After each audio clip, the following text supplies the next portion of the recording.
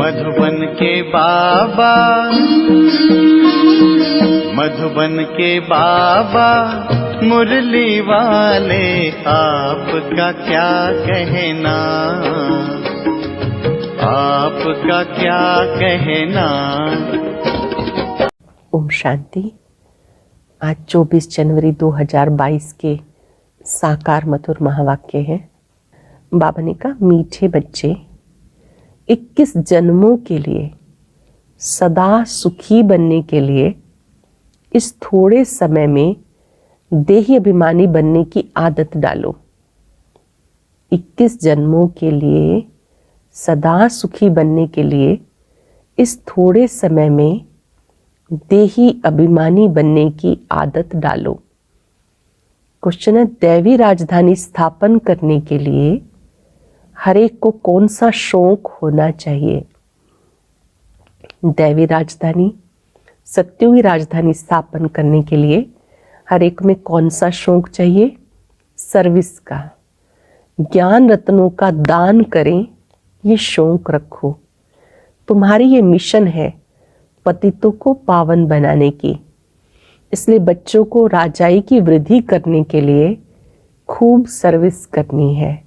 जहाँ भी मेले लगते हैं, लोग स्नान करने जाते हैं, वहाँ पर्चे छपाकर बांटने हैं, ढिंडोरा पिटवाना है। गीता, तुम्हें पाके हमने जहाँ पा लिया। ओम शांति। निराकार शिव बाबा बैठकर बच्चों को समझाते, बच्चे देही अभिमानी भव, अपने को आत्मा समझो, बाप को याद करो। हम आत्मा हैं, हमें बाबा पढ़ाते हैं। बाबा ने समझाया, संस्कार सब आत्मा में रहते हैं। जब माया रावण का राज्य होता है अथवा भक्ति मार्ग शुरू होता है तो देह अभिमानी बन जाते हैं। जब भक्ति मार्ग का अंत होता तो बाबा आकर बच्चों को कहते, अब देही अभिमानी बनो। तुमने जो जब तक दान पुण्य किए उनसे कुछ भी फायदा नहीं मिला। 5 विकार तुम्हारे में प्रवेश होने से तुम देह अभिमानी बन गए। रावण ने तुम्हें देह अभिमानी बना दिया। वास्तव में तुम देही अभिमानी थे। फिर से अब ये प्रैक्टिस कराई जाती कि अपने को आत्मा समझो। ये पुराना शरीर हमें छोड़ नया लेना है। सत्युग में 5 विकार होते नहीं। देवी देवता जिनको श्रेष्ठ पावन कहा जाता, वो सदैव आत्म अभिमानी होने के कारण 21 जन्म सदा सुखी रहते हैं। देवी देवताएं 21 जन्म सदा सुखी रहते हैं। फिर जब रावण राज होता तो तुम बदलकर देह अभिमानी बन जाते हो। इसको सोल कॉन्शियस, उनको बॉडी कॉन्शियस कहा जाता।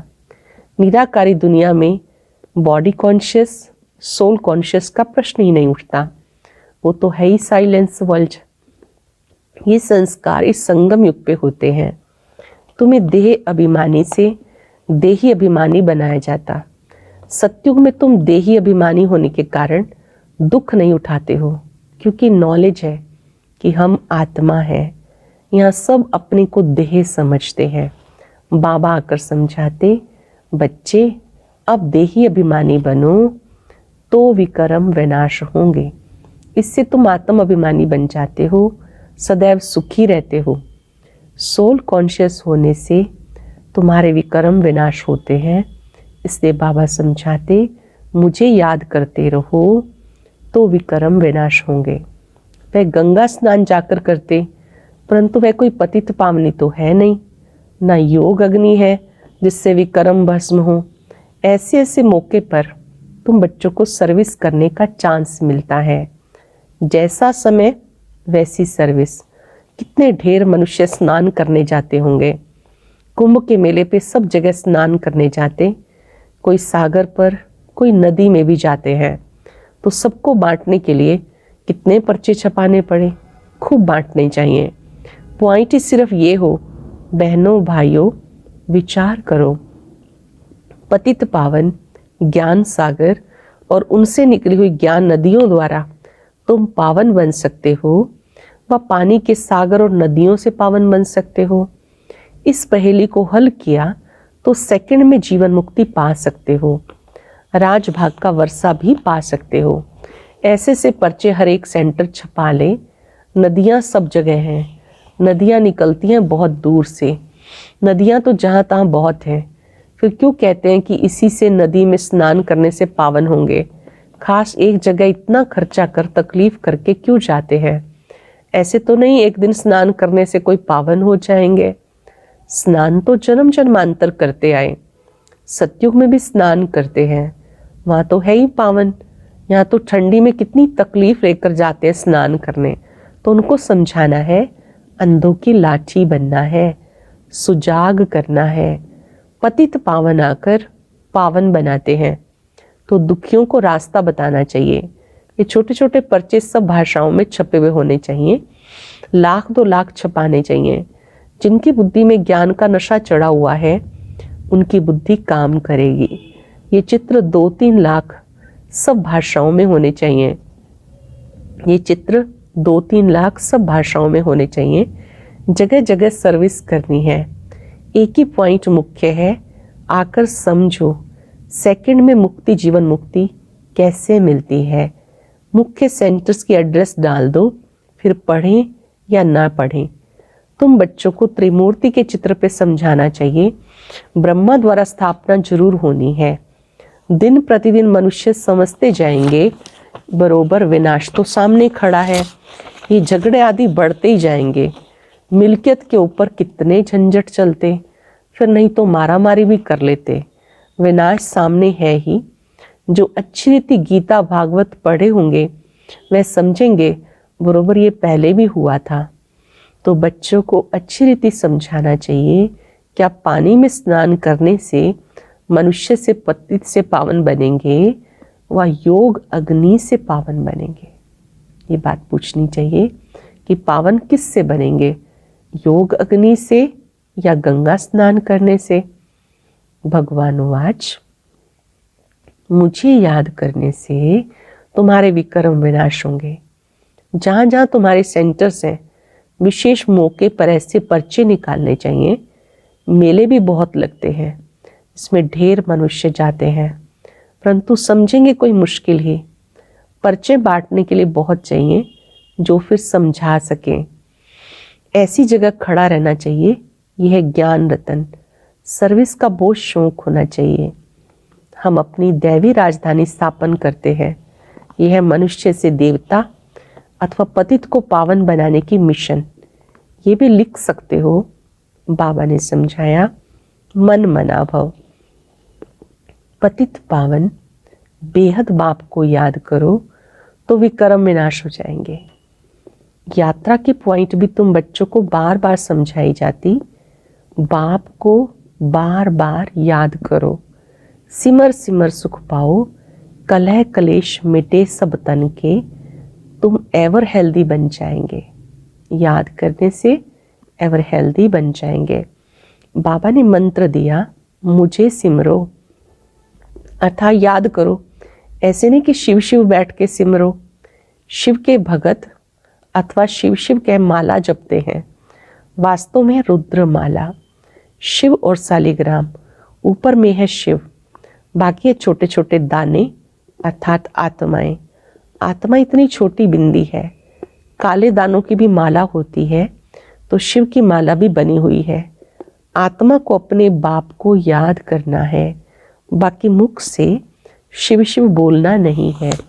शिव शिव कहने से बुद्धियोग माला की तरफ चला जाता, अर्थ तो कोई समझते नहीं। शिव शिव जपने से विकर्म थोड़े विनाश होंगे। माला फेरने वालों के पास ये ज्ञान नहीं है कि विकर्म तब विनाश होते हैं जब संगम पर डायरेक्ट शिव बाबा आकर मंत्र देते हैं, मामेकम याद करो। पाप कब भस्म होते हैं? जब बाबा आके मंत्र देते हैं, मामेकम याद करो। बाकी कोई कितना भी बैठ शिव शिव कहे, विकर्म विनाश तो होंगे नहीं।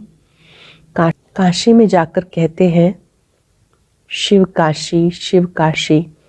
कहते काशी में शिव का प्रभाव है। शिव के मंदिर तो बहुत आलीशान बने हुए हैं। ये सब है भक्ति मार्ग की सामग्री। तुम समझा सकते हो। बेहद का बाप कहते हैं मेरे साथ योग लगाने से तुम पावन बनेंगे। बच्चों को सर्विस का शौक होना चाहिए। बाबा कहते मुझे पतितों को पावन बनाना है, तुम बच्चे भी पावन बनाने की सर्विस करो। पर्चे पर जाकर समझाओ, बोलो इसको अच्छी रीति पढ़ो। मौत सामने खड़ा है, ये दुख धाम है। अब ज्ञान स्नान एक ही बार करने से सेकंड में जीवन मुक्ति मिलती है। ज्ञान स्नान एक ही बार करने से सेकंड में जीवन मुक्ति मिलती है। फिर नदियों में स्नान करने भटकने की क्या दरकार। हमें सेकंड में जीवन मुक्ति मिलती तब ढिंडोरा पिटवाते हैं, नहीं तो कोई थोड़ा ही ऐसे पर्चे छपवा सकते। बच्चों को सेवा का बहुत शौक होना चाहिए। पहेलियां भी जो बनवाई वो सर्विस के लिए है। बहुत है जिन्हें सर्विस का शौक नहीं, ध्यान में ही नहीं आता कि कैसे सर्विस करे। इसमें बड़ी अच्छी चमत्कारी बुद्धि चाहिए। जिनके पैरों में देह अभिमान की कड़ियां हैं, जंजीरें हैं, वो देही अभिमानी नहीं बन सकते। समझा जाता कि क्या पद पाएंगे, तरस पड़ता है। सब सेंटर्स में देखा जाता है कौन कौन पुरुषार्थ में तीखे जा रहे हैं। कोई तो अक के फूल भी हैं, कोई गुलाब के फूल भी हैं। हम फलाने फूल हैं, हम बाबा की सर्विस नहीं करते तो समझना चाहिए अक के फूल जाकर बनेंगे। बाबा तो बहुत अच्छी रीति समझा रहे हैं, तुम हीरे जैसा बनने का पुरुषार्थ कर रहे हो। कोई तो सच्चा हीरा है, कोई काले झंझार भी हैं। हर एक को अपना ख्याल करना चाहिए। हमें हीरे जैसा बनना है। अपने से पूछना है हम हीरे जैसा बने हैं। खुद से बात करें, हम हीरे जैसा बने हैं। अच्छा, मीठे मीठे सिक्के लदे बच्चों प्रति माता पिता बाप दादा का याद प्यार गुड मॉर्निंग। रूहानी बाप की रूहानी बच्चों को नमस्ते। रूहानी बच्चों की रूहानी बाप दादा को नमस्ते, गुड मॉर्निंग। शुक्रिया बाबा, शुक्रिया। धारणा के लिए सार। पहली पॉइंट है देह अभिमान की कड़ियां जंजीरें काट देही अभिमानी बनना है। सोल कॉन्शियस रहने का संस्कार डालना है। सर्विस का बहुत शौक रखना है। बाप समान पतित से पावन बनाने की सेवा करनी है। सच्चा हीरा बनना है। बहुत सुंदर वरदान। कर्म करते हुए न्यारी और प्यारी अवस्था में रहे, हल्केपन की अनुभूति करने वाले कर्मातीत भव। कर्म करते हुए न्यारी प्यारी स्थिति में रहे, हल्केपन की अनुभूति करने वाले कर्मातीत भाव। कर्मातीत अर्थात न्यारा और प्यारा। कर्म किया, कर्म करने के बाद ऐसा अनुभव हो जैसे कुछ किया ही नहीं, कराने वाले ने करा लिया। ऐसी स्थिति का अनुभव करने से सदा हल्कापन रहेगा। कर्म करते तन का भी हल्कापन, मन की स्थिति में भी हल्कापन। जितना कार्य बढ़ता जाए उतना ही हल्कापन बढ़ता जाए। कर्म अपनी तरफ आकर्षित ना करे। मालिक होके कर्म इंद्रियों से कर्म कराना और संकल्प में भी हल्केपन का अनुभव करना, यही है कर्मातीत बनना। कर्म भी कराना और हल्केपन का अनुभव करना, यह है कर्मातीत बनना। श्लोक ने सर्व प्राप्तियों से सदा संपन्न रहो तो सदा हर्षित, सदा सुखी, खुश नसीब बन जाएंगे। सर्व प्राप्तियों से सदा संपन्न रहो तो सदा हर्षित, सदा सुखी, खुश नसीब बन जाएंगे। मातेश्वरी जी के महावाक्य। किस्मत बनाने वाला परमात्मा, किस्मत बिगाड़ने वाला मनुष्य खुद है। अब ये तो हम जानते हैं कि मनुष्य आत्मा की किस्मत बनाने वाला कौन और किस्मत बिगाड़ने वाला कौन। हम ऐसा नहीं कहेंगे कि किस्मत बनाने वाला बिगाड़ने वाला वो परमात्मा है। बाकी ये जरूर है किस्मत को बनाने वाला परमात्मा है और किस्मत को बिगाड़ने वाला खुद मनुष्य है। अब ये किस्मत बने कैसे, फिर गिरे कैसे, ये भी समझाया जाता। मनुष्य जब अपने को जानते हैं, पवित्र बनते हैं, फिर से वो बिगड़ी हुई तकदीर को बना लेते हैं। जब अपने को जान जाते हैं, पवित्र बनते हैं, फिर से अपनी बिगड़ी हुई तकदीर को बना लेते हैं। अब जब बिगड़ी हुई तकदीर कहते हैं तो इससे साबित है कोई समय अपनी तकदीर बनी हुई थी जो बिगड़ गई। अब वही बिगड़ी तकदीर को परमात्मा खुद आके बनाते हैं। अब कोई कहे परमात्मा खुद तो निराकार है, तो वो तकदीर कैसे बनाएगा? इस पर समझाया जाता निराकार परमात्मा कैसे अपने साकार ब्रह्मा तन द्वारा, अविनाशी नॉलेज द्वारा हमारी बिगड़ी हुई तकदीर को बनाते हैं। अब ये नॉलेज देना परमात्मा का काम है। बाकी मनुष्य आत्माएं एक दो की तकदीर को नहीं जगा सकती। तकदीर को जगाने वाला एक ही परमात्मा है, तभी उनका यादगार कायम है। लवलीन स्थिति का अनुभव करो। जिस समय जिस संबंध की आवश्यकता हो, उसी संबंध से परमात्मा को अपना बना लो। दिल से कहो मेरा बाबा, और बाबा कहे मेरे बच्चे। इसी स्नेह के सागर में समा जाओ। बाबा कहे मेरे बच्चे, बच्चे कहे मेरे बाबा, इसी स्नेह में समा जाओ। ये स्नेह छत्र छाया का काम करता है और इसके अंदर माया नहीं आ सकती। ओम शांति। और अब यह एक बहुत अच्छी वीडियो भी जरूर देखें।